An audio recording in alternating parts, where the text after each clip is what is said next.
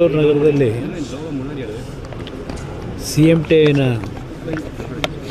ಒಂದು ಸಂಸ್ಥೆ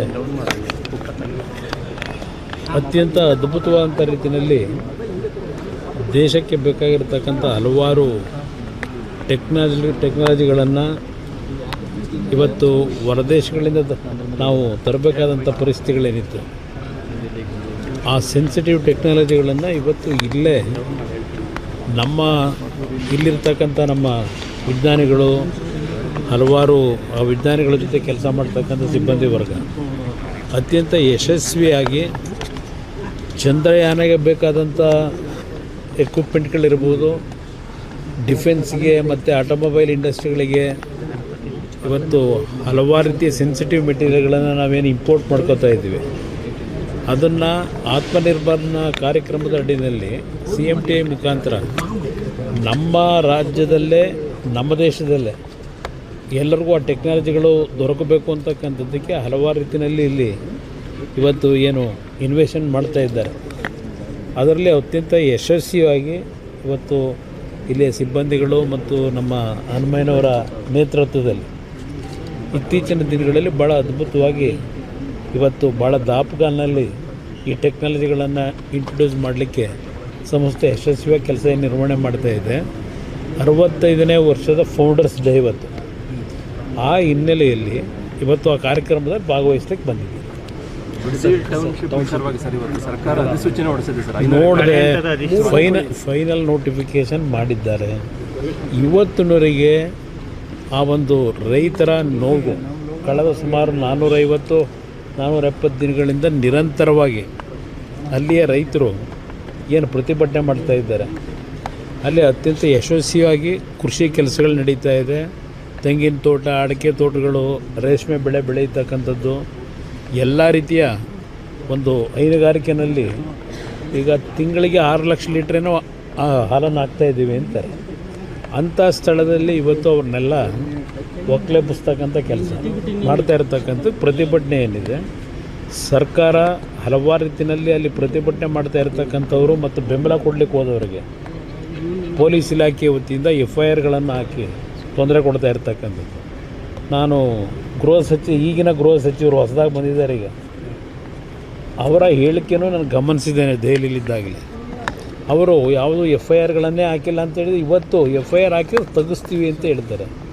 ಈ ರಾಜ್ಯದಲ್ಲಿ ಯಾವೊಂದು ಪ್ರಜಾಪ್ರಭುತ್ವದ ವ್ಯವಸ್ಥೆಯಲ್ಲಿ ವಿರೋಧವನ್ನು ವ್ಯಕ್ತಪಡಿಸ್ತಕ್ಕಂಥದ್ದಕ್ಕೆ ಶಾಂತಿಯುತವಾಗಿ ಪ್ರತಿಭಟನೆ ಮಾಡ್ತಕ್ಕಂಥವ್ರ ಮೇಲೆ ದಬ್ಬಾಳಿಕೆ ಮಾಡಿ ಪೊಲೀಸ್ ಇಲಾಖೆಯ ದೌರ್ಜನ್ಯ ಇವತ್ತೇನು ನಡೀತಾ ಇದೆ, ಅದ್ರ ಜೊತೆಗೆ ಕೆಲವು ರೈತ ವಿರೋಧಿ ನೀತಿ ಅನುಸರಿಸ್ತಾ ಇರ್ತಕ್ಕಂಥ ಜನಪ್ರತಿನಿಧಿಗಳು ಸಹ ಇದಕ್ಕೆ ಭಾಗಿಯಾಗಿದ್ದಾರೆ.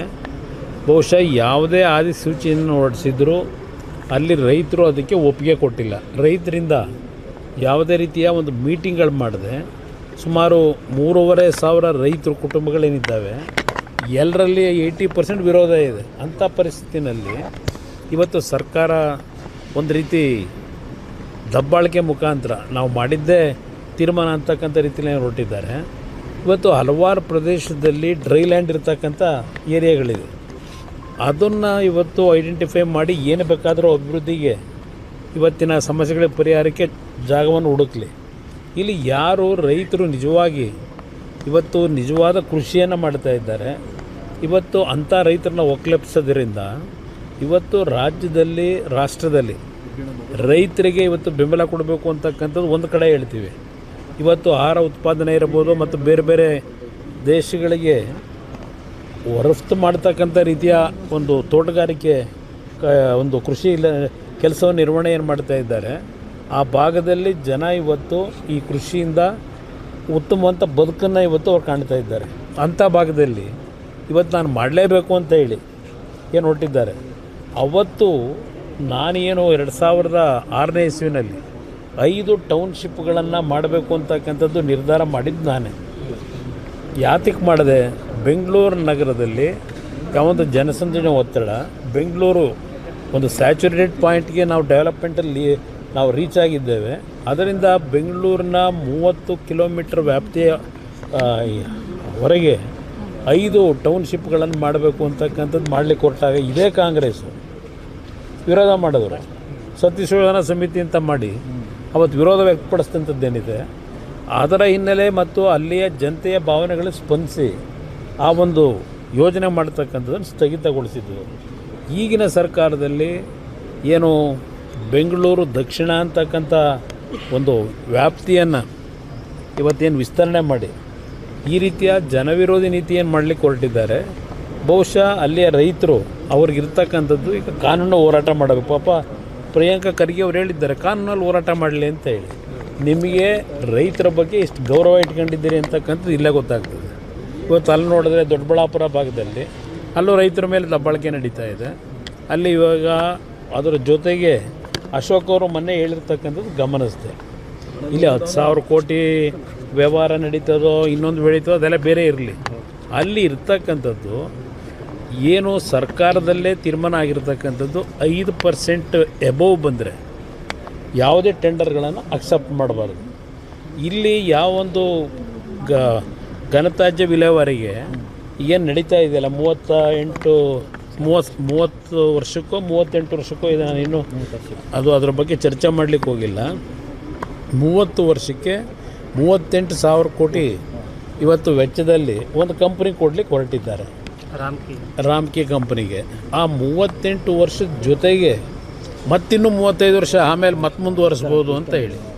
ಮುಂದಿನ ದಿನಗಳಿಗೆ ಏನಾಗ್ತದೆ, ಯಾವ್ಯಾವ ಟೆಕ್ನಾಲಜಿ ಬಂದಿರ್ತದೆ ಇದೆಲ್ಲ ನಮಗೇನು ಗೊತ್ತಿದೆ. ಹಲವಾರು ರೀತಿಯ ಟೆಕ್ನಾಲಜಿಗಳು ಇವತ್ತು ಬರ್ತಾಯಿದೆ.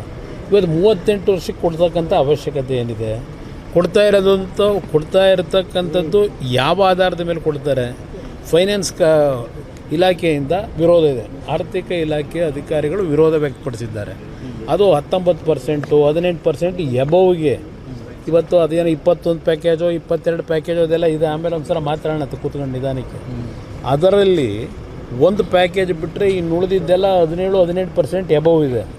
ಅದರ ವಿರುದ್ಧ ನಾವು ತಕರಾರೆಲ್ಲ ತೆಗೆದಿರೋದು ವಿರೋಧ ಪಕ್ಷಗಳು, ನಿಮ್ಮ ಇಲಾಖೆಯ ಅಧಿಕಾರಿಗಳು ಇವತ್ತು ತಕರಾರು ತೆಗೆದಿರ್ತಕ್ಕಂಥದ್ದು, ವಿರೋಧ ವ್ಯಕ್ತಪಡಿಸಿರ್ತಕ್ಕಂಥದ್ದು ಅಲ್ಲೇನೆ. ಇದೇನೋ ಕಮಿಟಿಯನ್ನು ಮಾಡ್ಕೊಂಡ್ರಲ್ಲ, ಆ ಕಮಿಟಿ ವರದಿ ಏನು ಕೊಟ್ಟರೆ ಗೊತ್ತಿಲ್ಲ. ಆ ಕಮಿಟಿ ಇವರೇನು ಹೇಳ್ತಾರಲ್ಲ ಅದು ಕೆಬ್ಬಟ್ಟೋತಾರೆ ಈಗಿನ ಕಮಿಟಿ.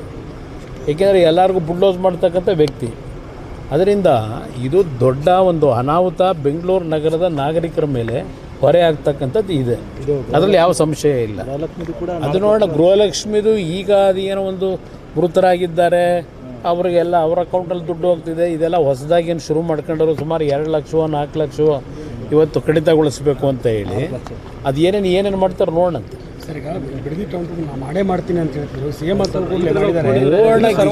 ಯಾವ ರೈತರು ಬರೋಕೆ ಹೇಳಿ ಜೊತೆಲಿ ಹೋಗೋಣ. ಅಲ್ಲ, ಒಂದು ನಿಮಿಷ ಮುಖ್ಯಮಂತ್ರಿಗಳಿಗೆ ಆಹ್ವಾನ ಕೊಡೋಣಂತೆ, ಹೋಗೋಣಂತಲ್ಲಿ ಜನಗಳ ಹಳ್ಳಿಗಳಿಗೆ ಹೋಗೋಣ. 8 ಹಳ್ಳಿ ಇವ್ರು ಮಾಡಿದಾರಲ್ಲ, ಹೋಗೋಣಂತೆ ಹಳ್ಳಿಗಳಿಗೆ. ಹಳ್ಳೀಲಿ ಜನ ಎಷ್ಟು ಜನ ಅದಕ್ಕೆ ಒಪ್ಪಿಗೆ ಕೊಟ್ಟಿದ್ದಾರೆ, ಎದುರುಗಡೆ ಚರ್ಚೆ ಆಗಲಿ, ಪ್ರತ್ಯಕ್ಷವಾಗಿ ಚರ್ಚೆ ಮಾಡೋಕ್ಕೆ ತಯಾರಾಗಿದ್ದಾರೆ. ಜನವೇ ತಯಾರಾಗಿದ್ದಾರೆ. ನಾನು ಹೋಗ್ಬೇಕಾಗಿಲ್ಲ, ನೀವು ಹಳ್ಳಿಗೆ ಹೋಗಿ ಬಂದ್ರಪ್ಪ, ಗೊತ್ತಾಗುತ್ತೆ. ಇವತ್ತು ಯಾವ ಶಾಸಕರ ಹೆಸರು ಹೇಳ್ತೀರಿ, ಅಲ್ಲಿ ಜನ ಓಡಿಸಾಡಿದ್ದು ಗೊತ್ತಿಲ್ವಾ?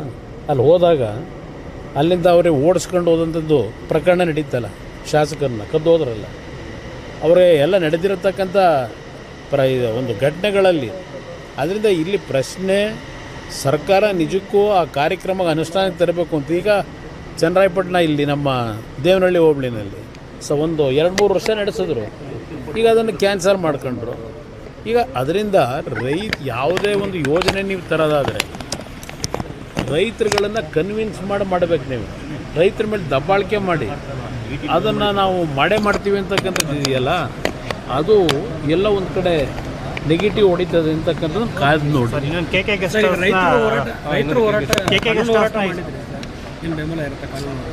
ಕಾನೂನು ಹೋರಾಟಕ್ಕೆ ನಾನೇ ಬೆಂಬಲ ಕೊಡ್ತೀನಿ, ಹೇಳಿದ್ದೀನಿ ಈಗಾಗಲೇ. ರೈತರಿಗೆ ಕಾನೂನು ವ್ಯಾಪ್ತಿನಲ್ಲಿ ನಾವೇನು ಹೋರಾಟ ಮಾಡಬೇಕಾಗುತ್ತೆ ಅದು ನನ್ನ ಬೆಂಬಲ ಇದೆ ಅಂತಕ್ಕಂಥ ಹೇಳಿದ್ದೀನಿ. ಯಾಕೆಂದರೆ ಕಾನೂನಲ್ಲೇ ಹೋರಾಟ ಮಾಡಬೇಕು ನಾವು, ಬೇರೆ ಇನ್ನೇನೋ ಮಾಡಲಿಕ್ಕಾಗೋದಿಲ್ಲ.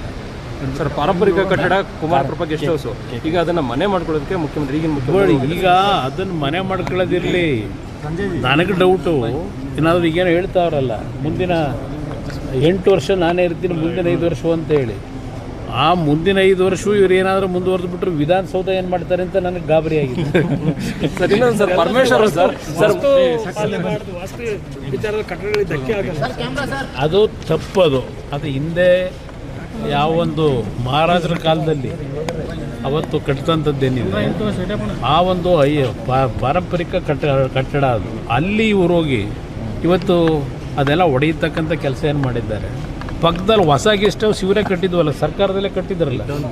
ಆ ಗೆಸ್ಟ್ ಹೌಸ್ನಲ್ಲಿ ಏನೇನು ನಡೀತಾ ಇತ್ತು ಹಿಂದೆ ಒಂದು ಟಿ ವಿಗಳಲ್ಲೇ ನಾನು ಗಮನಿಸಿದೆ. ಆ ಗೆಸ್ಟ್ ಹೌಸ್ ಕಟ್ಟಿ ನೂರಾರು ಕೋಟಿ ಖರ್ಚು ಮಾಡಿ ಅಲ್ಲಿ ನಡೀತಾ ಇದ್ದಂಥ ದಾಂಧೆ ಏನು ನಡೀತಿತ್ತಲ್ಲ, ಹಲವಾರು ರೀತಿ ಒಂದು ಕೆಟ್ಟ ಒಂದು ದಂಧೆಗಳು, ಅದು ಎಲ್ಲ ಹೊರಗಡೆ ನೀವೇ ಪ್ರಚಾರ ಮಾಡಿದ್ರಿ ಹಿಂದಿನ ಸರ್ಕಾರದಲ್ಲಿ. ಅದರಿಂದ ಇವತ್ತು ಅಂಥ ಒಂದು ಕಟ್ಟಡಗಳಲ್ಲಿ ಬೇಕಾದಷ್ಟಿದ್ದಾವೆ. ಇಲ್ಲೇ ಇದನ್ನೇ ಒಂದು ಪಾರಂಪರಿಕ ಕಟ್ಟಡವನ್ನು ಒಡೆಯತಕ್ಕಂಥ ಕೆಲಸದ ಅವಶ್ಯಕತೆ ಇರಲಿ. ಈಗ ನೀತಿ ಆಯೋಗ ಸಭೆಯಲ್ಲಿ ಮುಖ್ಯಮಂತ್ರಿಗಳು ಭಾಗವಹಿಸಿದ್ದಾರೆ ಸರ್. ಈ ಹಿಂದಿನ ಮುಖ್ಯಮಂತ್ರಿಗಳು ಗೈರಾಗ್ತಾ ಇದ್ದಾರೆ. ಈಗಿನ ಮುಖ್ಯಮಂತ್ರಿಗಳು ಏನು ಸಲಹೆ ಕೊಡ್ತೀವಿ ಸರ್ ರಾಜ್ಯ ಸರ್ಕಾರ ಮತ್ತು ಕೇಂದ್ರ ಸರ್ಕಾರದ ಜೊತೆ? ಅವರ ರಾಜ್ಯದ ನೀತಿ ಆಯೋಗದಲ್ಲಿ ನಡೆಯತಕ್ಕಂಥದ್ದು ಎಲ್ಲ ರಾಜ್ಯಗಳಲ್ಲಿ ಯಾವೊಂದು GDP ಗ್ರೋತ್ ಇರ್ಬೋದು, ಅವರು ಯಾವುದಕ್ಕೆ ಪ್ರಾಮುಖ್ಯತೆ ಕೊಟ್ಟು ಕೆಲಸಗಳು ನಡೀತಾ ಇದೆ ಅದರ ಮಾಹಿತಿಗಳನ್ನು ನೀಡುತ್ತಾರೆ ನೀತಿ ಆಯೋಗದ ಸಭೆಯಲ್ಲಿ. ಅದರಿಂದ ಇಲ್ಲಿ ನಮ್ಮ ಈಗಿನ ಮುಖ್ಯಮಂತ್ರಿಗಳು ಬಂದು ಭಾಗವಹಿಸಿದ್ದಾರೆ.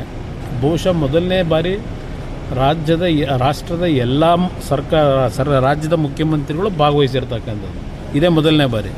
ಅಲ್ಲಿ ಅವರು ನಮ್ಮ ರಾಜ್ಯದ ಗೃಹಲಕ್ಷ್ಮಿ ಯೋಜನೆ, ಅದು ಗೃಹಲಕ್ಷ್ಮಿ ಮೇಲೆ 5 ಯೋಜನೆಗಳಿಂದ ಜನ ಸಂಪದ್ಭರಿತವಾಗಿ ಬದುಕ್ತಾ ಇದ್ದಾರೆ, ತುಂಬ ಚೆನ್ನಾಗಿ ಮಾಡಿದ್ದೇವೆ ಅದನ್ನು ಕೆಲವರು ಹೇಳಿದ್ದಾರೆ. ಅಷ್ಟೇ, ಬೇರೆ ಇನ್ನೇನು ಅದು ಹೊರಪಡಿಸಿ ಏನಿಲ್ಲ. ಪರಮೇಶ್ವರ್ 3 ಬಾರಿ ನನಗೆ ಮುಖ್ಯಮಂತ್ರಿ ಸ್ಥಾನ ಕೈ ತಪ್ಪಿತು ಅಂತ ನೀವಿದ್ದಾಗಲೂ ಕೂಡ ಕೈ ತಪ್ಪು ಅಂತ ಹೇಳಿದ್ದಾರೆ ಸರ್. ಕೈ ತಪ್ಪಿದ್ದಕ್ಕೆ ಯಾರು ಕಾರಣ? ಕಾಂಗ್ರೆಸ್ ಪಕ್ಷ ಕಾರಣ. ಕಾಂಗ್ರೆಸ್ನವ್ರ ಜೊತೆ ಚರ್ಚೆ ಮಾಡ್ಕೋಬೇಕು ಅವರು. ಹೇಗೆ ನೀವಿದ್ದಾಗಲೂ ಕೂಡ ಕೈ ತಪ್ಪಿತು ಅಂತ ಸರ್? ನಾನಿದ್ದಾಗ ಏನು ಕೈ ತಪ್ಪಿಲ್ಲ. ನಾನು ಬ್ಯಾಡ್ರಪ್ಪ ನೀವು ಯಾರಾದರೂ ಆಗಿ ಅಂದರು ನನಗೆ ತಲೆ ಕಟ್ಬಿಟ್ಟು ಆಮೇಲೆ ಮನೆಗೆ ಕಳಿಸ್ಬಿಟ್ಟು ಪಕ್ಷ ಮುಗ್ಸಕ್ಕೆ ಹೊರಟರು.